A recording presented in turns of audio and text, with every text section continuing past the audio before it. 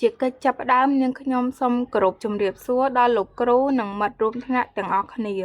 នាងខ្ញុំឈ្មោះកឹមស្រីណានជានិស្សិតឆ្នាំទី1នៅសាកលវិទ្យាល័យជាតិគ្រប់គ្រងខ្ញុំមកពីក្រុមទី11សមាជិកក្រុមមានចំនួន4នាក់ថ្ងៃនេះខ្ញុំនិងសមាជិកក្រុមនឹងមកបកស្រាយអំពីប្រធានបទមួយដែលបានលើកឡើងថាវិស័យឧស្សាហកម្មយានយន្តនិងយានជំនិះមុននឹងឈានទៅដល់ការបកស្រាយឲ្យបានក្បោះក្បាយនាងខ្ញុំនឹងមកនិយាយអំពីនិយមន័យរបស់វិស័យឧស្សាហកម្មយានយន្តនិងយានជំនិះជាមុនសិនវិស័យឧស្សាហកម្មយានយន្តនិងយានជំនិះគឺជាវិស័យសេដ្ឋកិច្ចដ៏សំខាន់មួយដែលពាក់ព័ន្ធនឹងការរចនាផលិតការលក់និងការថែទាំយានយន្តគ្រប់ប្រភេទអញ្ចឹងមានន័យថាវិស័យយានយន្តគឺជាផ្នែកសំខាន់មួយនៃសេដ្ឋកិច្ចសកលនិងសេដ្ឋកិច្ចជាតិវាតាក់ទងជាមួយនឹងការផលិតយានយន្តផ្សេងៗដូចជារថយន្តម៉ូតូនិងយានជំនិះផ្សេងៗសម្រាប់ដឹកទំនិញជាដើមវាមានតួនាទីសំខាន់ក្នុងការអភិវឌ្ឍសេដ្ឋកិច្ចនិងបង្កើតការងារលើសពីនេះវាក៏មានតួនាទីសំខាន់ក្នុងការដឹកជញ្ជូនមនុស្សនិងទំនិញពីកន្លែងមួយទៅកន្លែងមួយផ្សេងទៀតបានដោយមានភាពងាយស្រួលនិងឆាប់រហ័សក្នុងសម័យបច្ចុប្បន្ននេះវិស័យនេះកំពុងមានការរីកចម្រើនយ៉ាងឆាប់រហ័សដោយសារតែបច្ចេកវិទ្យាថ្មីៗដែលគេបានបង្កើតចំណុចបន្ទាប់ផ្នែកសំខាន់របស់វិស័យឧស្សាហកម្មយានយន្តនិងយានជំនិះអញ្ចឹងក្នុងវិស័យហ្នឹងមាន4ផ្នែកសំខាន់ធំដូចជាការរចនានិងវិស្វកម្មការរចនានិងវិស្វកម្មហ្នឹងមានន័យថាពាក់ព័ន្ធនឹងការបង្កើតគំនិតនិងរចនាយានយន្តថ្មីចំណុចទី2ការផលិតដែលជាដំណើរការផលិតយានយន្តនៅក្នុងរោងចក្រចំណុចទី3ការលក់និងការចែកចាយគឺជាការនាំយានយន្តទៅដល់អតិថិជនសម្រាប់ប្រើប្រាស់ចុងក្រោយគឺជាសេវាកម្មបន្ទាប់ពីលក់ដូចជាការជួសជុលនិងការថែទាំយានយន្តជាដើមបន្តទៅមុខទៀតយើងឈានមកដល់ការផលិតយានយន្តត្រូវប្រព្រឹត្តទៅដោយរបៀបណាការផលិតយានយន្តត្រូវប្រព្រឹត្តទៅដោយនៅរោងចក្រផលិតរថយន្តមានន័យថាយើងត្រូវបានអនុវត្តនៅក្នុងរោងចក្រផលិតរថយន្តដែលមានទំហំធំនិងមានប្រព័ន្ធការងាររៀបចំយ៉ាងល្អប្រើបច្ចេកវិទ្យាទំនើបដូចជា Robot Automation មានន័យថានៅក្នុងរោងចក្រគេប្រើប្រាស់បច្ចេកវិទ្យាទំនើប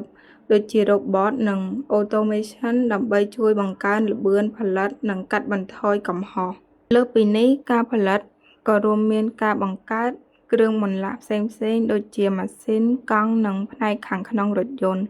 ដោយសារតែបច្ចេកវិទ្យាសម័យនេះទំនើបវាធ្វើឲ្យការផលិតមានប្រសិទ្ធភាពនិងគុណភាពខ្ពស់ជាងមុនឈានមកដល់ slide ទី4ពាក់ព័ន្ធជាមួយនឹងប្រភេទយានយន្តយើងឃើញថានៅប្រទេសកម្ពុជារបស់យើងមានប្រភេទយានយន្តជាច្រើនដែលនៅក្នុងនោះ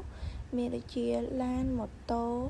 ថយន្តក្រុងរ៉ឺម៉កកង់3ដែលបម្រើឲ្យការប្រើប្រាស់ដល់ប្រជាជនកម្ពុជាយើងជាពិសេសយើងឃើញថា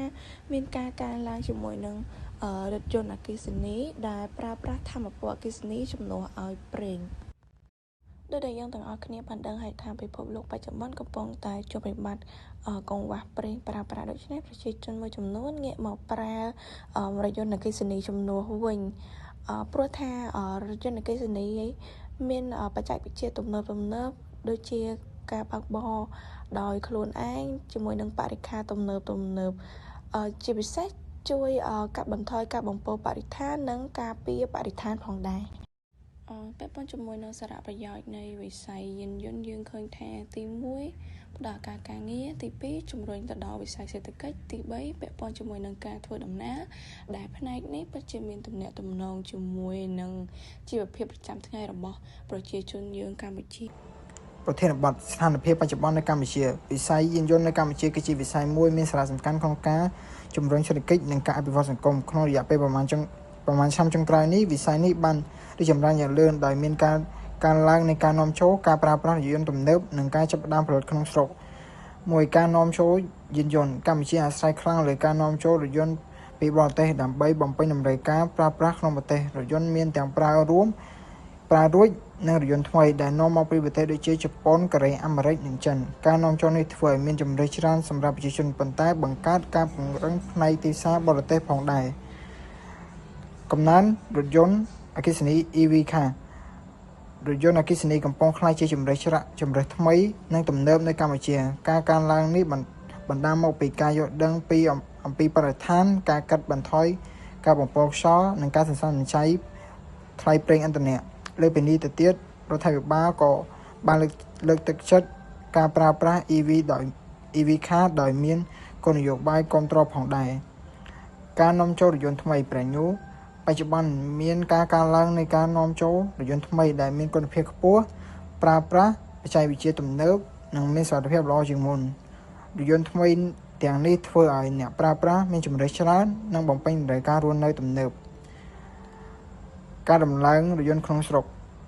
វិស័យយានយន្តនៅកម្ពុជាចាប់ផ្ដើមមានការដំឡើងរថយន្តក្នុងស្រុកតាមរយៈរោងចក្រដែលនាំយកផ្នែកមកប្រមូលផ្ដុំវាជួយបង្កើតការងារបង្កើនជំនាញបច្ចេកវិទ្យានិងការកាត់បន្ថយការនាំចូលការដំឡើងក្នុងស្រុកក៏ជាជំហានដំបូងការទៅរកផលិតពេញលេញនៅពេលអនាគតទីផ្សាររថយន្តចិនកំពុងកើនឡើងយ៉ាងខ្លាំងក្លាដោយក្រុងនឹងដណ្ដើមតំណែងកម្ពុជាលេខ1លើពិភពលោកពីជប៉ុននៅឆ្នាំ2025ជាមួយនឹងការព្យាករណ៍លក់រហូតដល់27លានគ្រឿងកំណើននេះជំរុញដោយរថយន្តអគ្គិសនី EV និងម៉ាកយីហោក្នុងស្រុកដែលមានកំណើនលក់ជាង 20% ក្នុងដើមឆ្នាំ2022ព្រមទាំងកំពុងវិលុកទីផ្សារអន្តរជាតិរួមទាំងអាស៊ីអាគ្នេយ៍និងអាមេរិកឡាទីនចំណុចសំខាន់នៃទីផ្សាររថយន្តចិនភាពខ្លាំងរថយន្តអគ្គិសនី EV និងការពង្រឹងខ្លួនជាសកលសរុបសេចក្តីមកវិស័យយានយន្តនៅកម្ពុជាកំពុងអភិវឌ្ឍយ៉ាងលឿននិងមានសក្តានុពលខ្ពស់សម្រាប់អនាគតការរួមបញ្ចូលរវាងការនាំចូលនិងការប្រើប្រាស់រថយន្តអគ្គិសនីនិងការដំឡើងក្នុងស្រុកបានជួយលើកស្ទួយសេដ្ឋកិច្ចនិងជីវភាពរស់នៅទោះបីជាមានបញ្ហាប្រឈមខ្លះក៏វិស័យនេះនៅតែមានទិសដៅអភិវឌ្ឍល្អប្រសើរជាងមុនសម្រាប់ slide បន្ទាប់គឺតកតងទៅនឹងបញ្ហាប្រឈមតកតងនឹងយានយន្តទី1គឺប្រកាសជាការតកតងនឹងផ្សែងពុលរបស់យានយន្តចំណុចនេះគឺសំដៅទៅលើផលប៉ះពាល់ដែលបង្កឡើងដោយយានយន្តដូចជាការភាគឧស្ម័នពុលផ្សែងចេញពីម៉ាស៊ីនឡាននិងម៉ូតូបង្កឲ្យមានឧស្ម័ន CO2 ដែលធ្វើឲ្យខូចគុណភាពខ្យល់ការខូចគុណភាពខ្យល់នេះហើយគឺផ្សែងពុលដែលធ្វើឲ្យប្រជាជនរស់នៅអាចបង្កឲ្យមានជំងឺថប់ដង្ហើមឬនៅក្នុងខ្លួនពោពេញទៅដោយផ្សែងពុលបន្ថែមពីនេះទៅទៀតគឺការប្រើប្រាស់យានយន្តធ្វើឲ្យបង្កសំឡេងរំខានដល់ប្រជាពលរដ្ឋដូចជាសំឡេងស៊ីផ្លេឬសំឡេងចេញពីម៉ាស៊ីនឡានផ្ទាល់ចំណែកចំណុចទី2គឺចំណាយថ្លៃប្រេង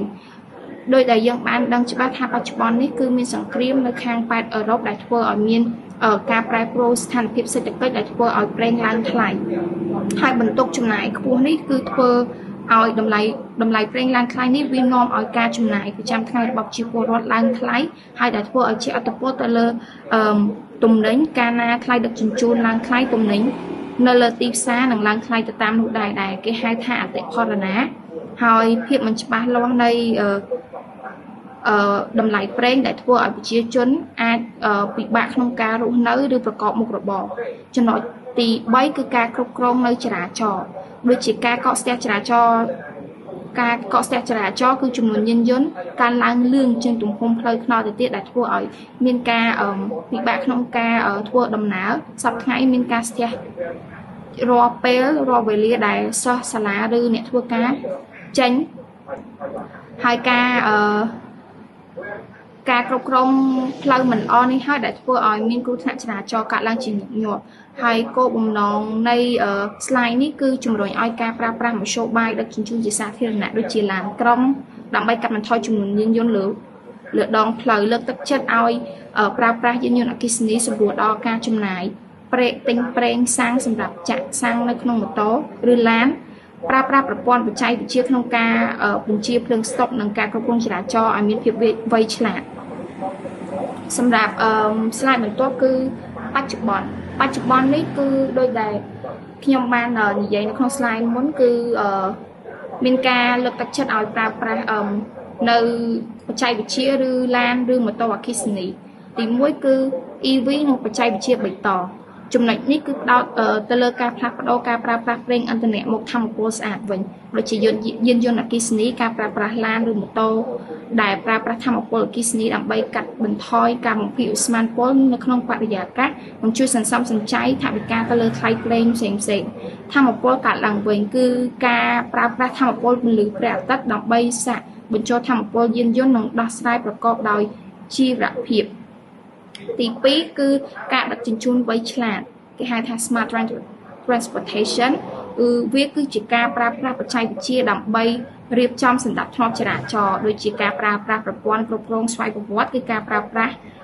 sensor និងកាមេរ៉ាឆ្លាតវៃដើម្បីបញ្ជាភ្លើងស្តុបឲ្យស្របតាម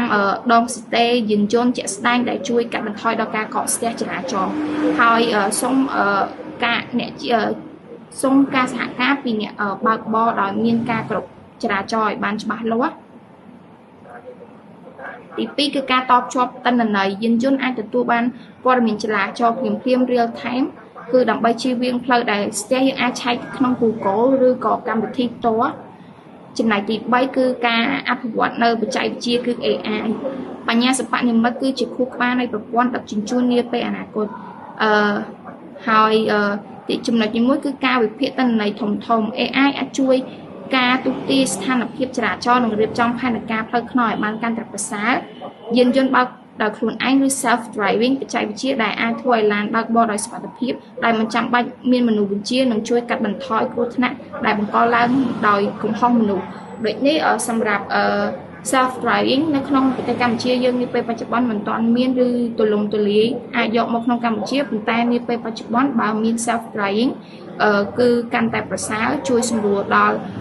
ការញៀមមនុស្សហើយមានសុវត្ថិភាព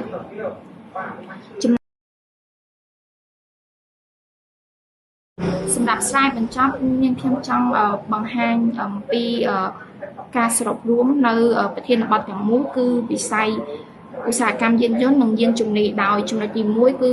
ដូចជាយើងបានដឹងគឺនិយាយពីវិស័យសេដ្ឋកិច្ចនិងយានយន្តដែលគឺជាឆ្អឹងខ្នងនៃសេដ្ឋកិច្ចជាតិដែលធ្វើឲ្យប្រទេសជាតិមានការរីកចម្រើនហើយទី2គឺផ្ដល់ឱកាសការងារនិងជំនួយសេដ្ឋកិច្ចផ្ដល់ឱកាសការងារទៅដល់ប្រជាពលរដ្ឋទាំងអស់នៅក្នុងប្រទេសហើយដល់ឱកាសជាច្រើនដល់និស្សិតឬក៏សិស្សដែលមានសមត្ថភាពហើយបន្ថែមពីនេះទៅទៀតអាចបង្កើនប្រាក់ចំណូលដោយវិនិយោគទុនជាមួយនឹងបណ្ដាប្រទេសផ្សេងហើយលំដាប់ឡើងមកវិញគឺអំពីបញ្ហាប្រឈមរបស់ក្នុងវិស័យយានយន្តនេះគឺទោះបីជាវាមានសារៈសំខាន់ប៉ុន្តែយើងក៏ត្រូវទទួលស្គាល់ថាបច្ចុប្បន្នយើងកំពុងតែប្រឈមនឹងការបំពុលបរិស្ថានតម្លៃប្រេងខ្ពស់និងការកកស្ទះចរាចរណ៍ដែលទាមទារឲ្យមានការផ្លាស់ប្ដូរជាបន្ទាន់ហើយសម្រាប់អនាគតនិងបច្ចេកវិទ្យាវិញគឺការផ្លាស់ប្ដូរជាវិជ្ជមានយើងកំពុងតែដើរឆ្ពោះទៅរកការសម័យកាលរថយន្តអគ្គិសនីគឺ AI ដើម្បីដោះស្រាយបញ្ហាដែលលើកឡើងខាងលើនេះហើយស្វ័យប្រវត្តិកម្មគឺការប្រើប្រាស់ automation នឹងធ្វើឲ្យប្រព័ន្ធដឹកជញ្ជូនកាន់តែសុវត្ថិភាពនិងមានប្រសិទ្ធភាពហើយយើងចូលរួមទាំងអស់គ្នាក្នុងការអភិវឌ្ឍប្រទេសជាតិឲ្យកាន់តែរីកចម្រើនគ្រប់វិស័យទាំងអស់ខ្ញុំសូមអរគុណដល់លោកគ្រូនិងមិត្តរួមថ្នាក់ទាំងអស់គ្នាដែលចំណាយពេលវេលាដ៏មានតម្លៃក្នុងការបកស្រាយក្រុមរបស់នាងខ្ញុំបកស្រាយនៅប្រធានបទវិស័យឧស្សាហកម្មយានយន្តនិងយានជំនិះសូមអរគុណ